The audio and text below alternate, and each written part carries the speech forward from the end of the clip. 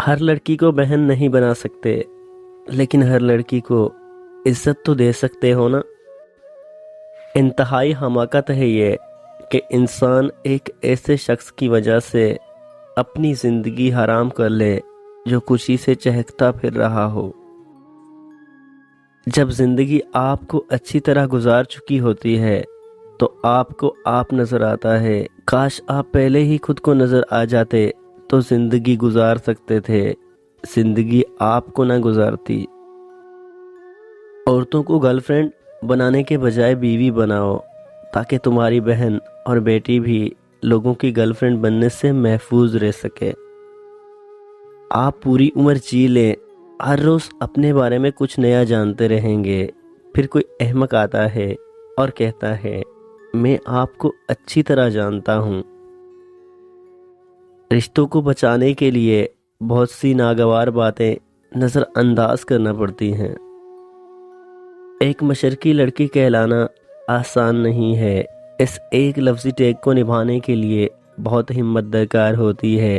एक मशरकी लड़की को अपनी हंसी की आवाज़ से लेकर कदमों की चाप तक के लिए हदूद मुअय्यन करनी पड़ती हैं। ऐसे में फिर मोहब्बत जैसी बहादुरी को बगावत ना कहूँ तो क्या कहूँ। मरहम के लालच में अपनी दुखती रग का पता लोगों को देना बेवकूफ़ी की आखिरी हद है।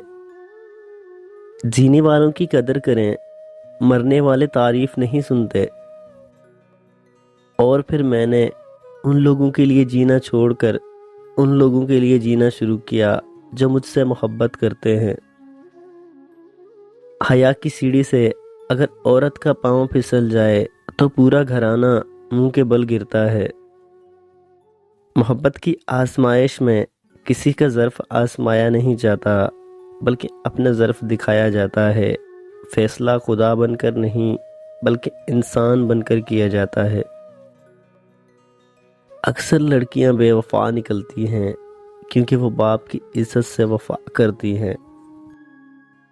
नफ़रतों के हजूम में हम ये बात भी भूल गए हैं कि किसी से मुस्कुराकर बात करना भी सदका है। वक्त निकाल कर कभी खुद को महसूस कर लिया करें। कुछ रौनकें खुद से भी हुआ करती हैं। सबसे पहले तो इस फतूर को दिमाग से निकाल देना चाहिए कि आप किसी के लिए बहुत ज़रूरी हैं। सिवाय ऑक्सीजन के आप हर चीज़ के बगैर जिंदा रह सकते हैं। अगर आप औरत से मोहब्बत करना चाहते हैं तो आपको हर हाल में उसका पागलपन बर्दाश्त करना पड़ेगा।